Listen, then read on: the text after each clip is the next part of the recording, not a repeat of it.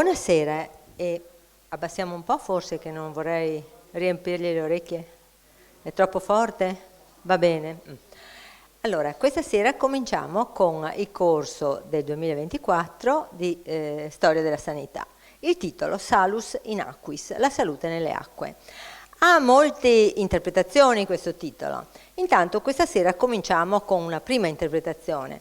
La salute nelle acque della laguna, e da chi era prodotta e di chi era fornita? Ma dagli spezieri, cioè da una categoria professionale che si era appunto specializzata nell'importazione delle spezie e che poi con il tempo, come vedremo di seguito, produrranno dei farmaci particolari.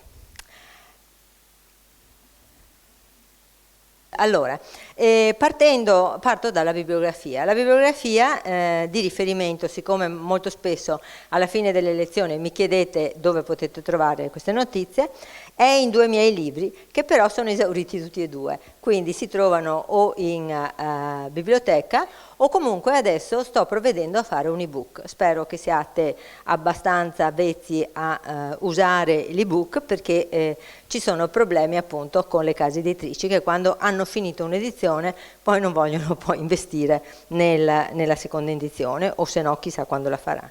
Comunque questi sono i due libri in cui voi trovate molto del materiale di cui vi parlo questa sera, ma poi in coda ci sarà del materiale assolutamente inedito che non conoscerete, che sto stampando in un altro libro di cui spero vi farò la presentazione verso maggio, spero che quello sia pronto. Perché tanti libri su Venezia? Ma perché la nostra città è un tesoro inesauribile di informazioni, di curiosità e soprattutto di notizie. Per quanto riguarda le spezie, a Venezia confluivano da tutto il Mediterraneo spezie e era diventato veramente un centro internazionale. Perché confluivano le spezie? Perché i veneziani in queste terre incerte non avevano nulla, quindi dovevano importare qualche cosa che fosse altamente remunerativo, di poco ingombro e possibilmente leggero. Armare le navi costava molto e vi erano molti rischi del mestiere per l'armatore. I rischi erano costituiti dai corsari e dalle tempeste.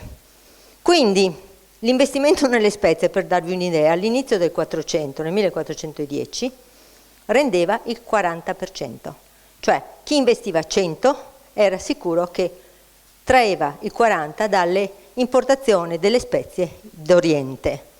Meno valevano le spezie dall'Africa, perché erano sul 20% di introito.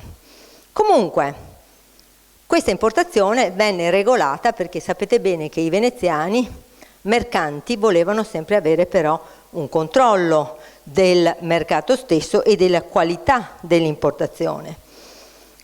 Crearono 5 ufficiali, o detti anche giustizieri, poi verranno chiamati giustizieri vecchi per distinguerli dalla nuova giustizia nuova.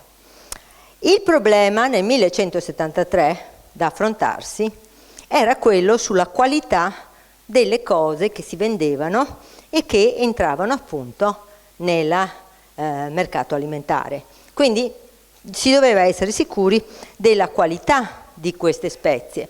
Pensiamo per esempio che il pepe dettava la valutazione del denaro, cioè il riferimento al prezzo del pepe dava le quotazioni, diciamo oggi, delle oscillazioni del denaro. Era come per noi oggi o il prezzo dell'oro o il prezzo del petrolio. Il pepe era molto importante, era una spezia di riferimento. Ma soprattutto la giustizia vecchia doveva controllare tutte le attività economiche tutelando i consumatori e soprattutto controllando e imponendo pesi, prezzi e misure. Se voi vi mettete sul Ponte di Rialto e guardate la chiesa di San Giacometto, voi vedete che corre una scritta bianca in cui si invitano appunto i mercanti a essere onesti nei pesi e nelle misure. Quindi in una piazza come Venezia, che fu una piazza di scambi internazionali, di importazione, di lavorazione e di esportazione, perché il valore aggiunto delle spezie, o comunque di alcune spezie che si importavano, era che venivano importate grezze, venivano lavorate e poi esportate come ad esempio farmaci di grande qualità. Quindi questo mercato doveva essere disciplinato. Nel 1258 si stabilisce che i giustizieri vecchi sorveglino la qualità dei prodotti e i tipi di importazione. Nel 1268 sorvegliano la lavorazione del pepe, dello zenzero e del coriandolo. E nel 1323 cominciano a vietare la vendita dell'arsenico rosso o risigallo. L'arsenico è un veleno e qui cominciamo a entrare nella specifica competenza degli spezieri da medicine. Perché l'arsenico rosso, sapete, era un veleno che poteva essere certamente usato, non so, per i topi, ma poteva essere anche usato per risolvere problemi dinastici, cosa che era abbastanza frequente una volta. Nel 1258 e fra il 1258 e il 61 noi abbiamo due capitolari. Cosa sono i capitolari? Sono le discipline fissate in capitoli che si davano alcune arti. Allora, quasi tutte le arti facevano un giuramento, cioè i partecipanti quando entravano ad un'arte, poteva essere un'arte umile come quella di Luanegheri, ma poteva essere anche un'arte più nobile come quella dei medici, ad esempio. Bene, gli aderenti, quelli che volevano professare questo tipo di professione, entravano nell'arte e accettavano delle regole.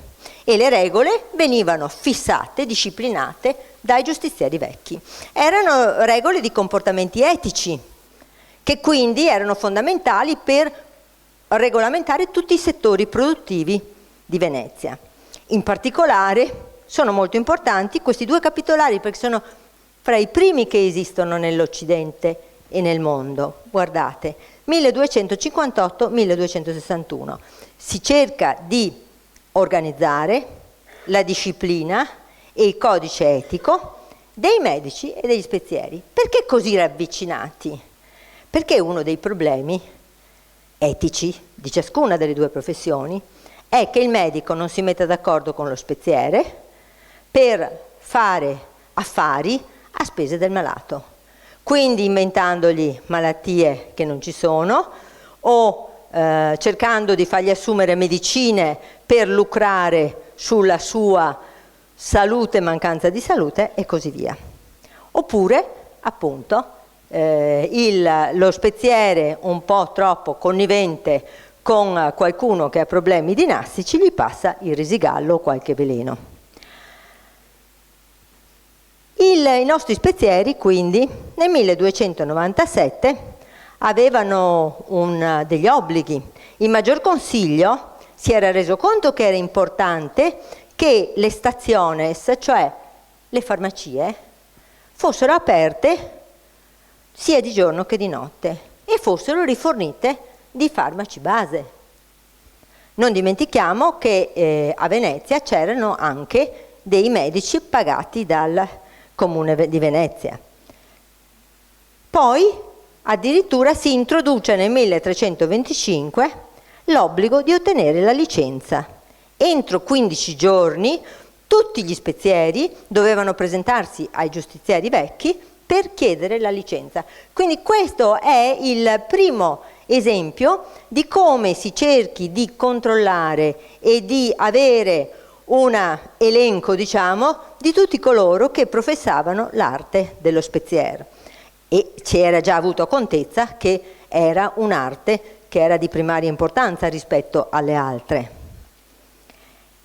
E nel corso del XIV secolo, quindi fra il 1330 e il 1390 circa, ci sono una serie di normative, non sto adesso a tediarvi, ma che fanno maturare la consapevolezza che gli spezieri da medicine non possono convivere nella stessa arte con quelli che fanno cere, che fanno confetti o che producono dei prodotti da drogheria banale.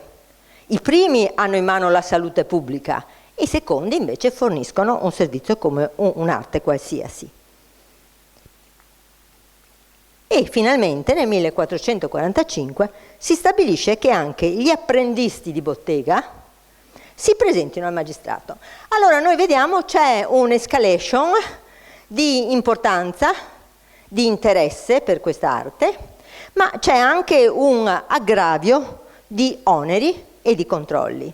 E questo aggravio fa crescere negli spezieri da medicine, voi vedete i primi sono quelli da medicina e i secondi da grosso, che fabbricano confetti, zuccheri, cere, olio di mandorle dolci e così via. Quindi tutte queste regole, queste costrizioni, da una parte sono onerose, ma d'altra parte fanno crescere negli spezieri da medicine la consapevolezza che forse non sono proprio solo un'arte, forse meritano di potersi riunire come i medici in un collegio. I medici infatti si riuniscono in un collegio, cioè qualche cosa di più delle arti che praticano dei lavori manuali, che sono delle professioni diciamo più facili da esercitare, tant'è che agli spezieri come ai medici si richiedono delle competenze specifiche in difesa della salute.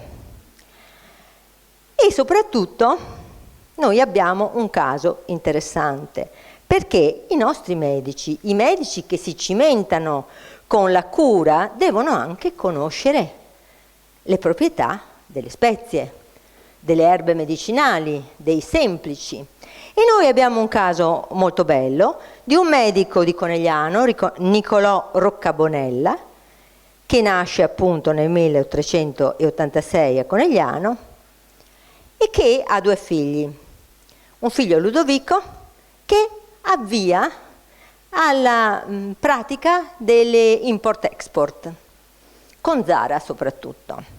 E Niccolò Roccabonella però è un uomo curioso, è uno studioso, e con Andrea Amadio, cioè con un pittore Venetus, come si definisce lui, commissiona più di 400 dipinti di erbe e fa questo libro che si chiama Liber de Simplicibus, che è un libro che è tenuto in Biblioteca Nazionale Marciana con tutte queste immagini, che a fianco hanno la definizione del termine, del nome della pianta in vari dialetti di popolazioni che si affacciano al Mediterraneo, in tedesco, in latino, in greco e così via.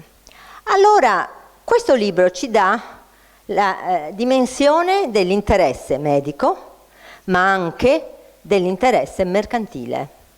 Il medico commissiona questo libro a questo Amadio, che fra l'altro ha un fratello che è farmacista a Zara, perché il figlio possa occuparsi di import-export. Ma vi avevo detto prima, c'è un grande ritorno nell'investire nelle spezie medicinali. Sì, però bisogna essere sicuri che siano quelle, perché se si importa ortica sono soldi buttati, quindi bisogna riconoscerle e bisogna commissionarle, quindi bisogna conoscere i vari linguaggi, i vari dialetti. Bisogna capire quali sono le parti della pianta da comprare. Ecco quindi l'importanza di questo manoscritto in 4 tomi che appunto ha tutte questi meravigliosi disegni di piante, perché la sua funzione è una funzione mercantile e una funzione pratica medica. Purtroppo Ludovico Roccabonella cosa fa? Muore in naufragio, come vi dicevo succede in questo lavoro. E il padre torna a Venezia e il codice se lo porta con sé. Lo passa all'altro suo figlio, Jacopo, il quale alla sua morte lo dà a una spezieria veneziana, che è la spezieria alla Testa d'Oro, che si trovava a Rialto. La spezieria era della famiglia Rin nel 1604 e la tiene perché le serve, perché quando prepara i farmaci, riconosce più facilmente le erbe, i semplici con cui creare i medicamenti. E però l'ultimo discendente della famiglia Ring non ha eredi e lo lascia alla biblioteca di Santi Giovanni e Paolo. La biblioteca di Santi Giovanni e Paolo nel 1789 subisce un furto e interviene il Consiglio dei Dieci, chiama il bibliotecario della Marciana, va alla biblioteca di Santi Giovanni e Paolo e sequestra e porta in biblioteca marciana i codici più preziosi. E fra questi c'è il codice Rigno. Lo chiamavano Rigno dalla famiglia e hanno indotto un errore perché si pensava che fosse stato fatto da Rigno. Invece fortunatamente vari studi seguenti l'hanno attribuito al vero creatore di questo codice. E quindi il Morelli lo porta in Marciana e quando arrivano i francesi non ce lo portano via. Quindi questo codice meraviglioso resta in Marciana, la sua storia è una bella storia, è la nostra storia, è la storia di mercanti, di medici e soprattutto anche di artisti che hanno collaborato per creare questo settore di commercio, che fra l'altro tocca anche una spezieria che sarà molto importante nel mercato delle spezie veneziane. In effetti la paura delle malattie alimentò anche un mercato in cui Venezia ebbe una primaria importanza, che fu quello della teriaca. Che significa teriaca? Da terion, cioè animale velenoso. Beh, c'era una volta, posso cominciare così, Mitridate VI, re del Ponto. Mitridate era un po' mago, aveva un medico Crateva che lo aiutava nel cercare, il potere ce l'aveva, lui cercava l'elisir di lunga vita e soprattutto cercava un qualche cosa che lo tutelasse da quello che era l'incidente professionale di quasi tutti i potenti della terra, cioè quello di essere avvelenato. Quindi questo Crateva con Mitridate congegnò una medicina che era fatta appunto con una parte di carne di un rettile e con altre spezie. Erano una trentina, forse non erano tante. Poi, come tutti, anche Mitridate VI muore nel 63 e a conquistare il Ponto c'è Pompeo. E Pompeo trova uno scrigno con la ricetta della medicina. La porta a Roma.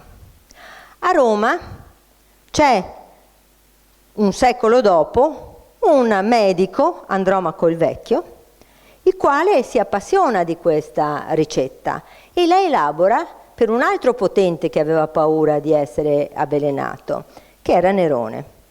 Ma Andromaco il Vecchio sostituisce la carne di Scincus, cioè di questo rettile che era dell'Arabia e del Nord Africa, con la carne di vipera. E qui arriviamo a questo punto con i veneziani. Con i veneziani che prendono la ricetta, vedete a sinistra noi abbiamo il Mitridato, cioè la ricetta fatta per Mitridate re del Ponto, con lo Scincus, lo vedete sotto, rettile dell'Arabia, e altre 53 componenti, perché poi tutti aggiungevano dei componenti, no? Varie erbe.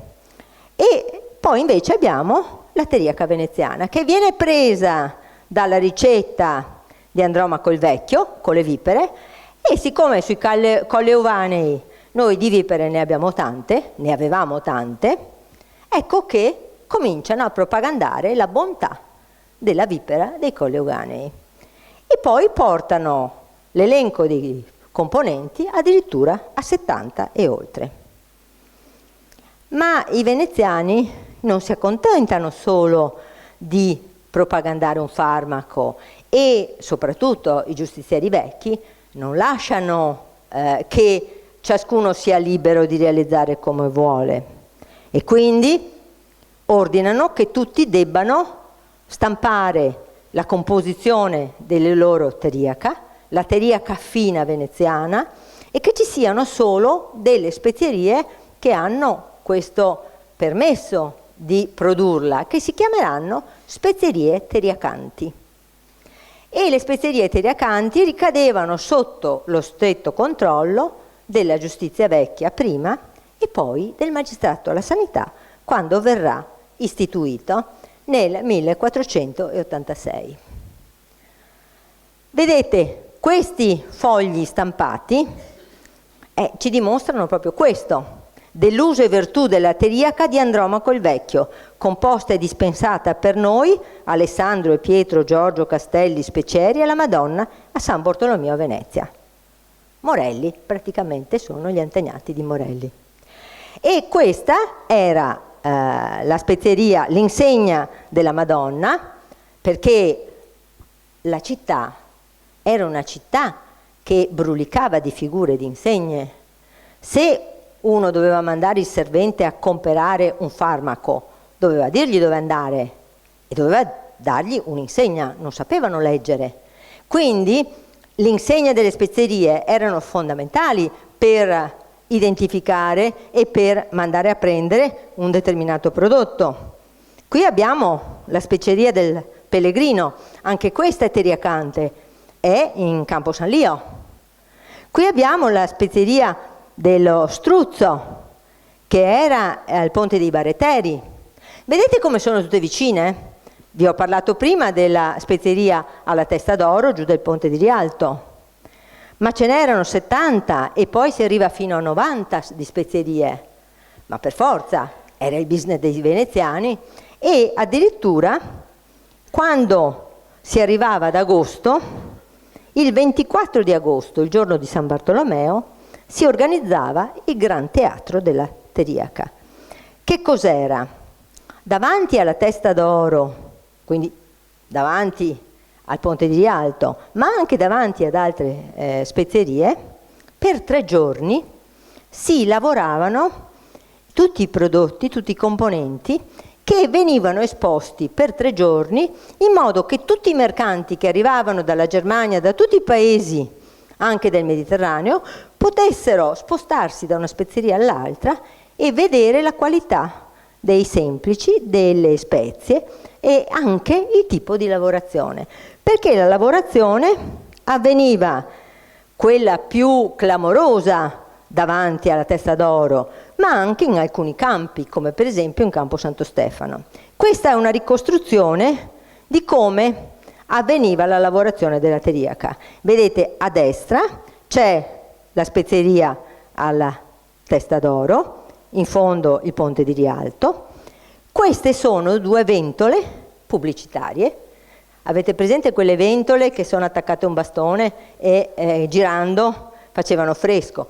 Lo si faceva il 24 di agosto e quindi si distribuivano queste ventoline promozionali che manifestavano come si faceva la teriaca. Ma molti venivano appunto per l'occasione, tanto che i nordici tedeschi lo chiamavano il Gran Teatro della Teriaca. E tutti questi setacciatori e questi bastazzi che pestavano le erbe con i mortai lo facevano cantando e molte volte apostrofando le fanciulle e le donne che passavano con lazzi e vari motivi così più o meno pittoreschi. Dopo aver setacciato, pestato, mescolavano con del miele perché era amarissima e ovviamente soprattutto pestavano i trocisci. Cosa sono i trocisci? Venivano prese tutte le vipere che si poteva. Pareva che ci fosse anche un consumo di 800.000 vipere all'anno e quindi non sapevano più andarle a prendere. Dopo cominciarono ad andare perfino dall'altra parte dell'Adriatico, quindi nell'Istria e nella Dalmazia. Ma comunque veniva bollita questa carne con dell'aneto, ovviamente tolta la pelle e tolta la testa, poi si impastava con del pane secco e si lasciava essiccare in forma di trocisci, cioè di rotelle.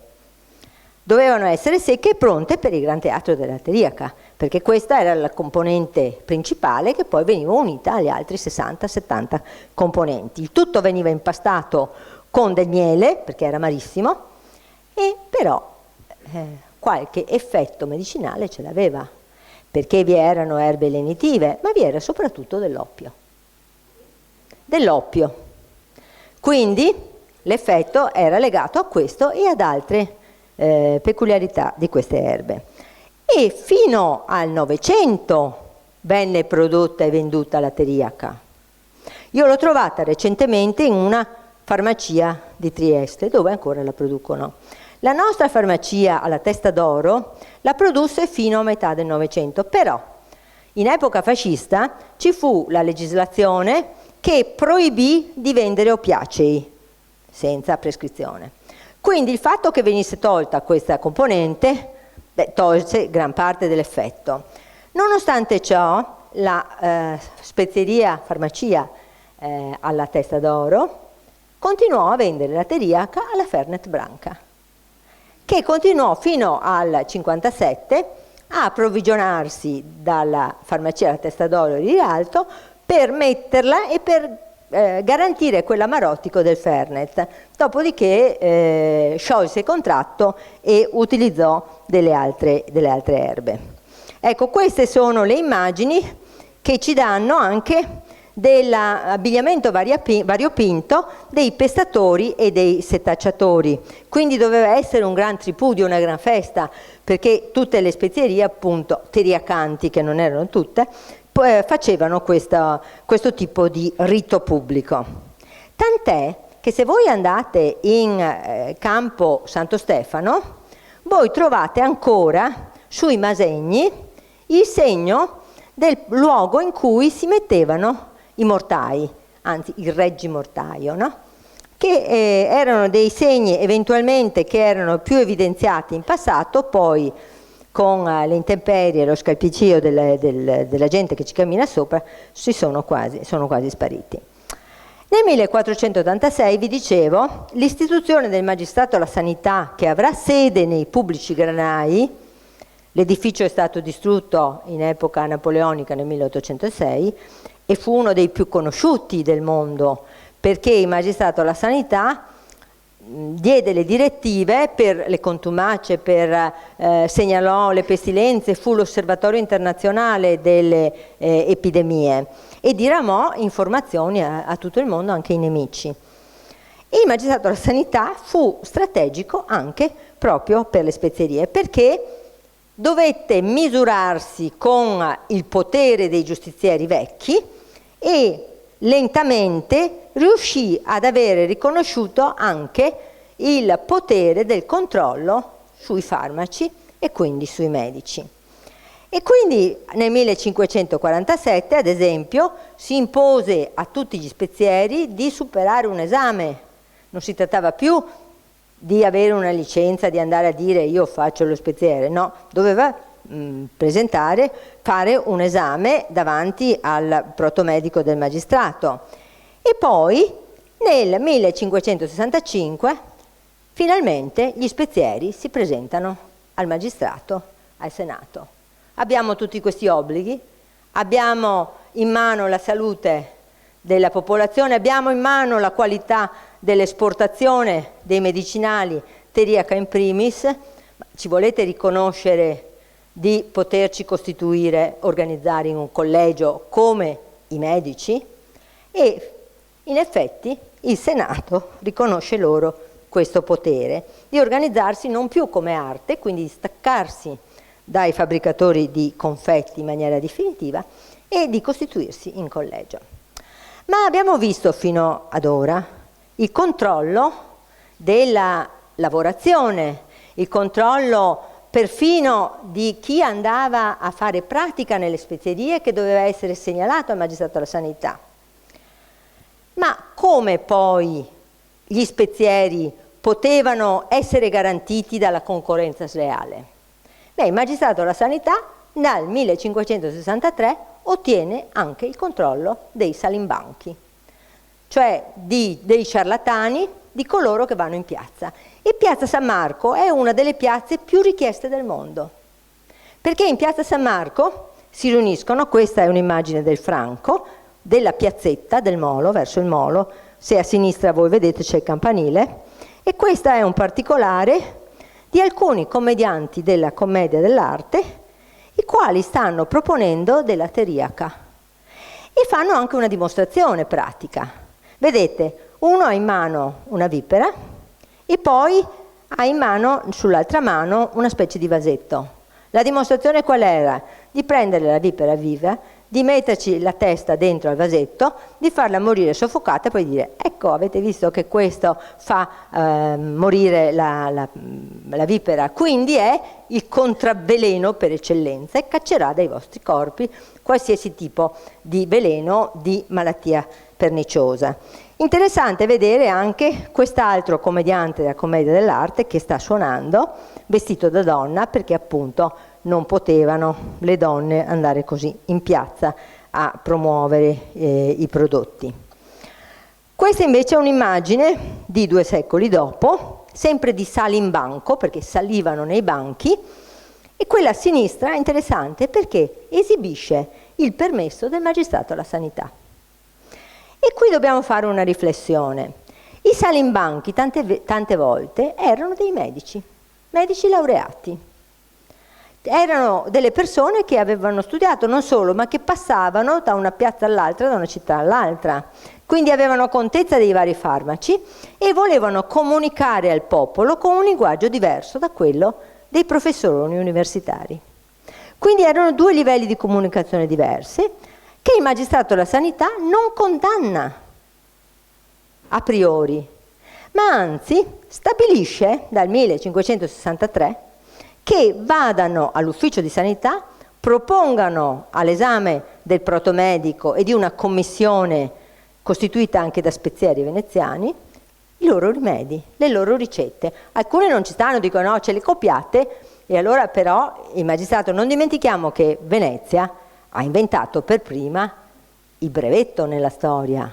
Correva l'anno 1474 che i veneziani, per attrarre gli ingegni, hanno inventato il brevetto, cioè hanno invitato gli inventori a depositare al Senato le loro invenzioni e hanno garantito loro che sarebbero state tutelate e che chiunque le avesse imitate sarebbe stato perseguito a norma di legge, sia con pene pecuniarie che con pene detentive.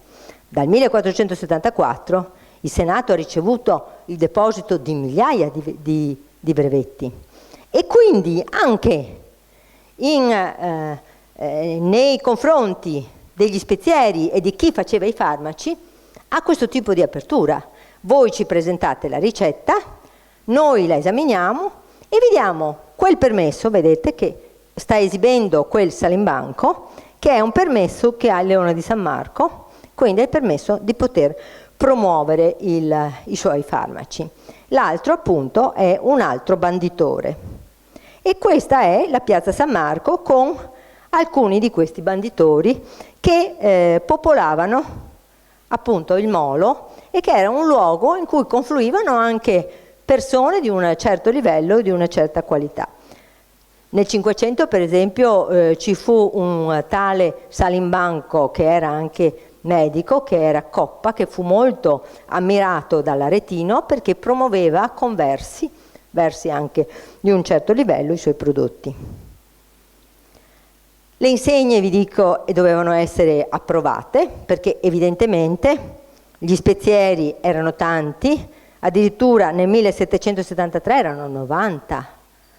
Nel nostro piccolo arcipelago vuol dire che era un'attività trainante. Questa appunto è la testa d'oro e questi sono degli manifestini pubblicitari in arabo della testa d'oro. Questo è interessante perché provocò anche l'invidia di altri spezieri di altri luoghi, i quali, per non far nomi, a Trieste per esempio, crearono delle spezierie con gli stessi nomi, alla Testa d'Oro, alla Madonna, al Redentore. E quindi cercarono di fare una concorrenza sleale sui mercati dell'Oriente e dell'Occidente. Gli Asburgo, del resto, avevano potenziato dall'inizio del Settecento questa concorrenza perché volevano appunto cercare, come avevano politicamente, diciamo, messo in minoranza dopo Passarovitz, Venezia, volevano fare concorrenza anche commerciale e sulla qualità delle merci. Qui vedete la testa d'oro che si esplica anche in confezioni di Alchermes, e ci sono anche dei conflitti per le insegne. Ad esempio, alla fine del Cinquecento la spezieria Ora Buratti a San Polo vuole registrarsi come spezieria alle Due Colonne, ma ce n'è un'altra che protesta e che è qui vicino a Santi Giovanni e Paolo. Allora questa controversia si procrastina, il magistrato della sanità ordina che una delle due cambi insegna. A un certo punto, siccome non volevano cambiare insegna, prendono e gli tagliano una colonna a quella di San Polo. Ecco perché si chiama spezieria alla colonna e mezza, all'interno ha la colonna. La comunicazione era importante. Se andate all'interno voi vedete anche una piccola scoperta che avevo fatto io ancora anni fa quando avevo pubblicato l'altro libro, di queste due belle statue che ho avvisato la sovrintendenza, e dicono che sono due statue cinquecentesche, probabilmente Asclepio a sinistra e Galeno a destra, e che dovrebbero essere addirittura di scuola del Vittoria o comunque sono di ottima mano. E queste sono delle scoperte che noi facciamo, purtroppo o per fortuna poi con il passare dei decenni, dei secoli, tutto l'arredamento è stato cambiato. Restano comunque, oltre a questi due capolavori di statue, che voi vedete sono veramente pregevoli, potete, quando andate a comprarvi qualcosa in farmacia, li potete vedere, vedete anche questi arredi che poi anche sono posteriori, cioè gli spezieri tendevano a abbellire con il gusto anche orientale delle varie epoche le loro spezierie. Ma quella che ci resta più integra è quella dell'Ercole d'Oro. È la spezieria, ora Ponci, farmacia poi diventata Ponci, ora di Enrico di Sopra, e ha una bellissima storia. Perché? Perché questo Zanichelli, Giovan Geronimo Zanichelli, che era nato nel 1662, poi studia e si laurea e rileva la spezieria. Lui è un botanico, è un uomo di grandissima cultura e a un certo punto però rileva questa spezieria nel 1686 e vedete che la spezieria risponde anche a quelle che sono le conoscenze e le curiosità dell'epoca.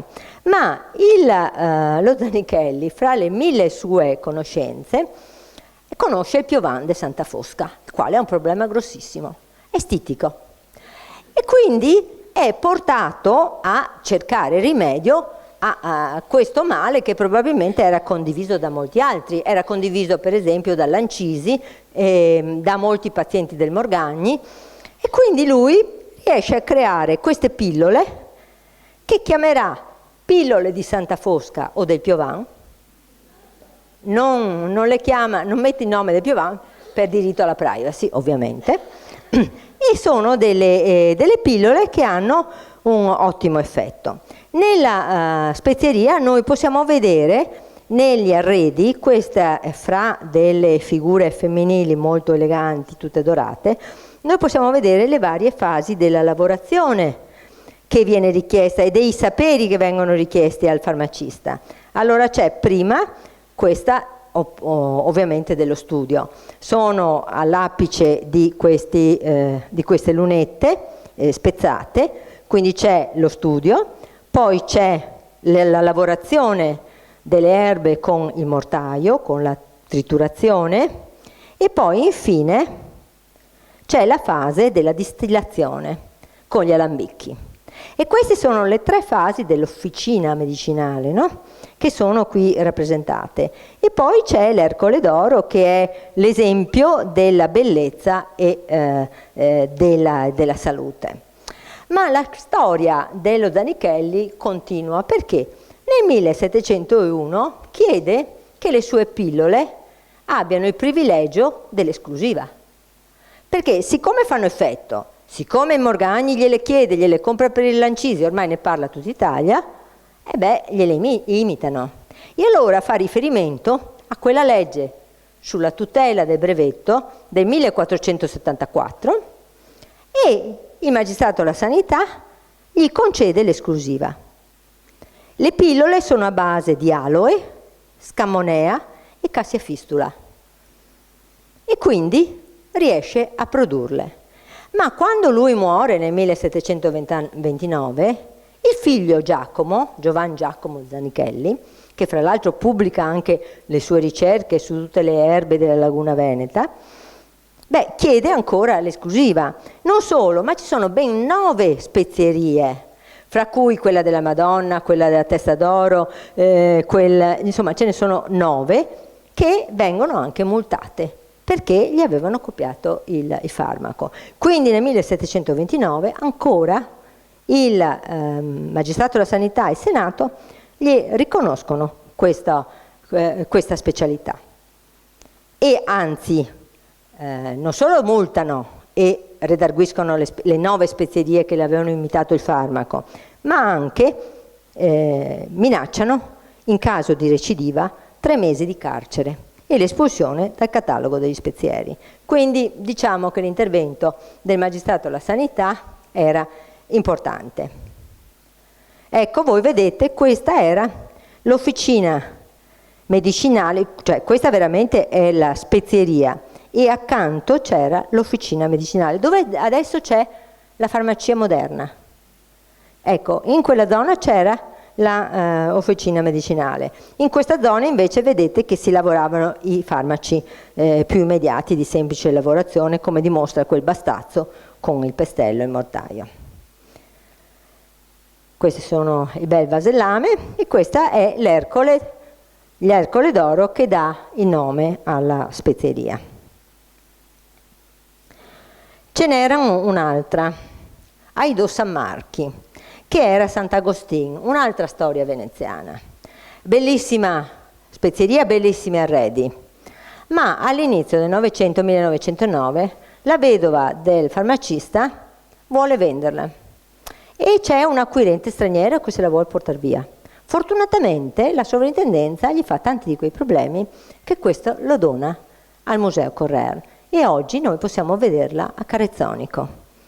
Ecco la spezieria Aido San Marchi con un vasellame addirittura della manifattura Gozzi, con dei bellissimi mobili di radica e anche con un'officina e con, vedete, dei mortai dell'epoca che sono molto molto belli con tutto questo vasellame. Questo ce l'abbiamo noi a Carezzonico.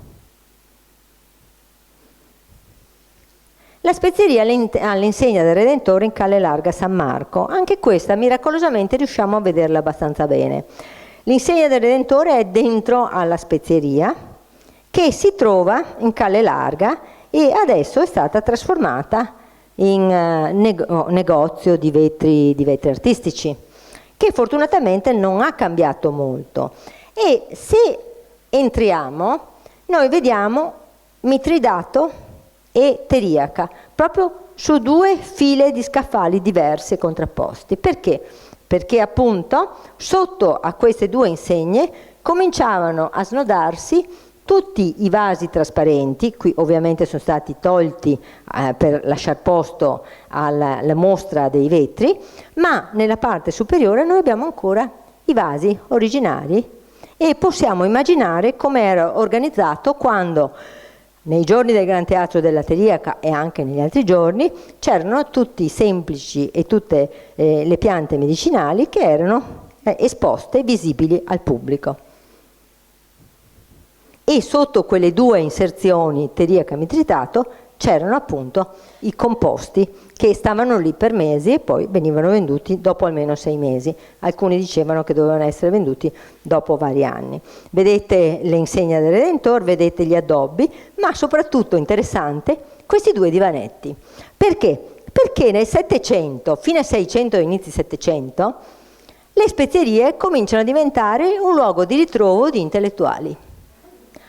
Le gazzette degli illuministi affrontano non solo temi della letteratura, ma cominciano ad affrontare anche temi medici, come quello dell'inoculazione del vaiolo, come quello delle medicine. Beh, pensiamo soltanto al Goldoni, no? Al Goldoni che ci fa una commedia sullo speziale, al Goldoni che andava appunto in alcune di queste spezierie per parlare di cultura settecentesca, cultura illuministica. E quindi miracolosamente ci sono rimasti questi divanetti dove probabilmente si è seduto Goldoni, si è seduto qualche settecentesco. Questa è un'immagine della farmacia del Redentore che fu gestita da Girolamo Mantovani, il quale produsse fra i vari farmaci anche un olio di scorpione, una cosa un po' raccapricciante, ma sempre era il concetto del contravveleno. Farmacia Morelli è una delle farmacie teriacanti e vedete che ha ancora l'insegna della Madonna. In Campo San Bortolo, quella vi avevo già fatto vedere una delle etichette usate appunto per i farmaci, ancora oggi ha fatto una vetrinetta con questi timbri per creare quelle etichette, e fu una farmacia che svolse un ruolo importante perché nel 1800, il 9 gennaio, bruciò il Teatro Anatomico San Giacomo dell'Orio. Era la sede del Collegio dei Medici, i quali, ormai privati dell'archivio, privati di tutto, si riunirono alla farmacia Morelli. E si riunirono alla farmacia Morelli proprio per cercare di raccattare tutte quelle carte che erano sopravvissute all'incendio, le carte del loro archivio, perché erano state prese dai vari associati, dai vari medici collegiati. E quindi ricostruirono tutto questo archivio e riuscirono a fare un nuovo archivio che adesso è depositato in Marciana e del quale io ho pubblicato anche l'indice. Qui è andato avanti, ma torniamo indietro, eccolo qua. Allora, dalla farmacia Morelli arriviamo alla farmacia qui vicino, alla farmacia di San Paolo in San Fantin. Questa è una farmacia importante, era di antica origine, ma il Meduna, quando viene a lavorare qui per la Fenice, decide di restaurare anche questa spezieria e decide di restaurarla in foggia non neoclassica come la Fenice, ma in foggia neogotica. E all'interno c'è Pietro Zandomeneghi che fa queste meravigliose statue di terracotta. E qui c'è tutto un discorso simbolico, perché queste 4 donne bellissime che cosa rappresentano? La medicina, la chirurgia, la botanica e la fisica. E dietro, in tutte queste nicchie gotiche, vengono rappresentate pastorelle, vengono rappresentate dei personaggi simbolici, che sempre collegano però a quello che è l'esercizio appunto della farmacia con le erbe e alla fine anche, ecco vedete, purtroppo il restauro è stato un po' inclemente devo dire, perché ha tolto tutte, ha conservato ma insomma in maniera un po' cruda, ecco, queste erano come erano le statue con i resti dei colori, delle dorature della terracotta. E questo è il bancone meraviglioso che conclude la narrazione rappresentando la chimica, cioè il bancone, il procedimento chimico che è quello dell'Ottocento, quando la farmacia è stata fatta nel 1850. Ecco, quindi è proprio un prodotto ottocentesco di questa evoluzione della storia delle spezierie veneziane. Ecco, e passiamo dalla spezieria dei Do San Marchi alla spezieria Baldisserotto. Questo è un particolarissimo personaggio.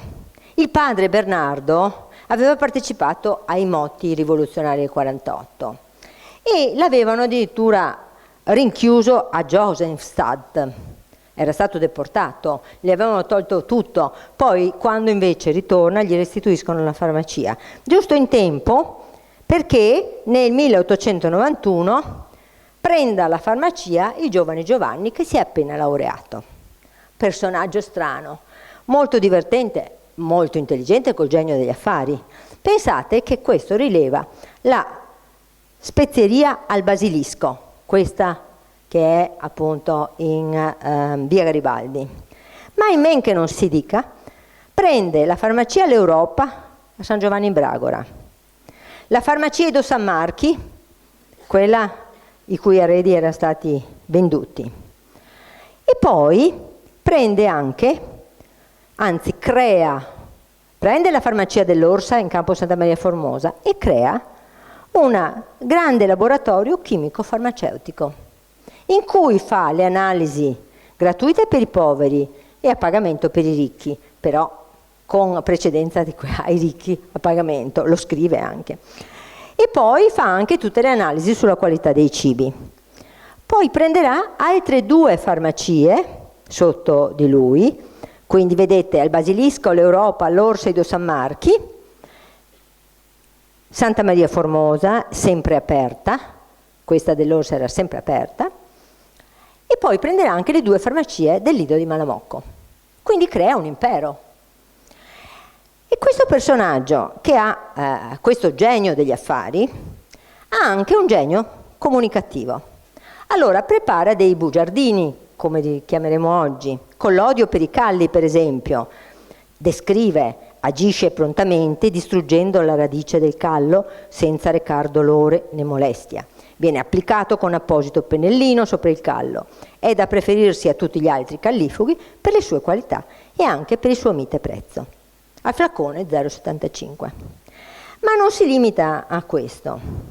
Il Baldisserotto, riprendendo, forse senza saperlo, l'antica tradizione delle composizioni in rime, in dialetto veneziano, anzi in lingua veneziana, scusate, descrive gli stessi farmaci in modo che il popolo possa capire l'importanza e l'efficacia. Allora quel callifugo lo descrive con queste rime. Nelle olimpiche corse a maratona, un greco, distintissima persona, gacciapà il primo premio e molto onesto al giurì confessare gavoesto che quantunque lu fusse pien de cai e lo ga provà cavandosi stivai, nessun danno o disturbo se sentiva, perché da 4 giorni se serviva de un italiano specifico assai noto preparà dal dottor Baldisserotto. Ecco. Un altro famoso, ma ve ne potrei dire, vi scelgo fior da fiore, diciamo, le composizioni, e un altro suo famoso specifico, come lo chiamava lui, era lo sciroppo agli ipofosfiti. Dovete sapere che era uno sciroppo che era venuto dall'Inghilterra, lo chiamava di Fellows, era utile per gli organismi debilitati, un ricostituente per natura o per malattia, ottimo in special modo del sistema nervoso, preparato con somma diligenza e sempre con prezzo minimo. Allora, per reclamizzare questo, lui scrive: sul caso che al dottor Baldisserotto che è successo venere su un botto e che quasi in tragedia se cambiava, tutta Venezia ancuo che ne parlava. Un vecchio can de casa, senza fià, che se 61 anni che io ga, che ha perso le gambe e non sa far altro che i carpiati e ronchisar, da un momento per l'altro, assai cambià, come Faust e s'aveva trasformato. Duro in gambe, più svelto di un cavretto, con una forza e un boresso maledetto, a furia de saltar de qua e de là, dentro al laboratorio e s'accassà. 400 operai in un momento, sigando, se scambaie per il spavento. Così dai sighi spasemà quel can e che ha fatto è dentro un saccasan. Sapete cos'è il saccasan? Cos'è? Deriva da San Cassiano, che è stato ammazzato dagli discepoli con un eccidio terribile, come Saccasan. Allora, scusate, ho sospeso il pathos, ma ecco.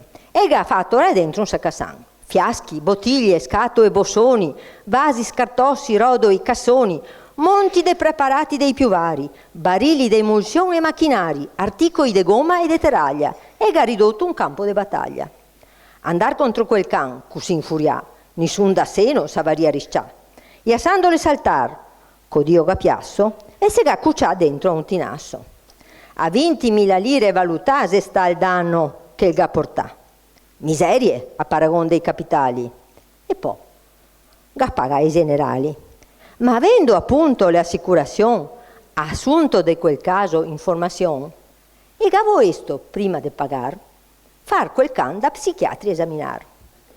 L'esame scrupoloso e assai minuto che ga fatto, studiando proprio tutto, ga concluso nel modo il più formal che quella forza sopranatural che il can aveva e ga portà anche dopo, se doveva per certo a un buon siropo di ipofosfiti che in fabbricazione già era sta spanto per disattenzione. Sto liquor che veda gioventù, che de mettervi in forza ga virtù, che provà dappertutto e riprovà, perfin quello de Fellows ga oscurà, se n'ha scoperta, me direi anche a sprotto, che fa onore al dottor Valdiserotto.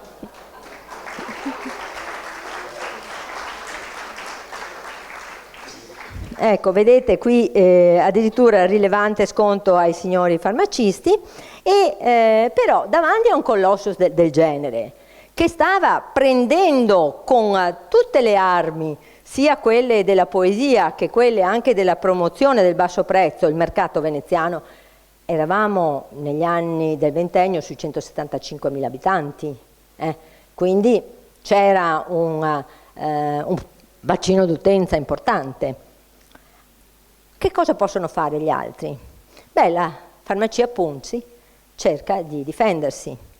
Allora rilancia le sue pillole del Piovano, che hanno sempre dei buoni effetti. Vedete? Questa è l'immagine appunto della Strada Nuova. E allora produce per esempio delle cartoline. E dietro la cartolina c'è scritto la farmacia Ponzi, la più antica e la più moderna perché produce i preparati più nuovi. E come propone con una nuova veste le sue pillole?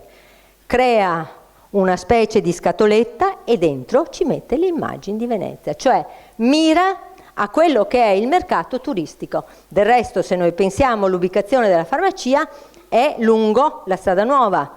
Hanno aperto a metà 800 la stazione ferroviaria, si è aperto il flusso verso Rialto e San Marco e quindi, giustamente, il dottor Ponzi, che rivendica anche tutte le caratteristiche delle pillole, dice state attenti, non fatevi trarre in inganno dalle imitazioni, allora dice anche come sono fatte le sue pillole, e però fornisce al Foresto che viene anche questo libretto, che è un libretto turistico di Venezia. Ma sempre in questo campo della concorrenza noi troviamo una serie, non me ne sto a mostrare tutte, ne sono tante, una serie di cartoline che sono prodotte con immagini di Venezia e scorci veneziani e con topoi della città, che sono prodotte da Trieste, dalla farmacia Serravallo. Serravallo e Tonic, vedete, e addirittura con tanto di indirizzo di Trieste sotto le immagini di Venezia. Ma arriviamo anche al mercato internazionale. Dalla concorrenza nazionale passiamo alla Liebig. La Liebig era venduta nelle farmacie. Scusate, l'immagine precedente, vedete, deposito estratto carne Liebig, lire 150, 1,50 anzi scusate. L'estratto di carne Liebig, in epoche in cui la carne costa molto anche, è importante e era venduto dalle farmacie. E la Liebig produce una serie numerosissima di, non sono cartoline, sono delle figurine, dietro hanno tutta la descrizione del loro prodotto. Le multinazionali arrivano a utilizzare l'immagine di Venezia e la somma fra le internazionali è quella che produce l'aspirina. Abbiamo questa cartolina in cui vedete ci sono tutti i topoi della immagine di Venezia, la donna sciallata, affascinante col suo scialle, e la San Marco, la gondola, E che cosa ci dice questa bella cartolina? Venezia, la città che tutti desiderano vedere e ognuno lascia con rimpianto. Gondole leggere, belle donne nei loro scialli. Soltanto un dolore o un malanno qualunque potrebbe turbare la nostra Letizia, ma tutto si risolve con le compresse di aspirina. E questa è una cartolina di Venezia. Ecco, questa è un excursus che è partito dalle spezierie veneziane, da quelle che sono state scelte economiche importanti come la tutela del brevetto, come il controllo della qualità delle merci, scelte fatte per lo sviluppo della città, e abbiamo visto l'evoluzione anche di come l'immagine della città sia stata espropriata e sia stata svuotata. Purtroppo 175.000 persone non ci sono più, ma comunque ci sono multinazionali che hanno preso spezierie come la spezieria Baldisserotto, che ormai è in mano di multinazionali. Grazie.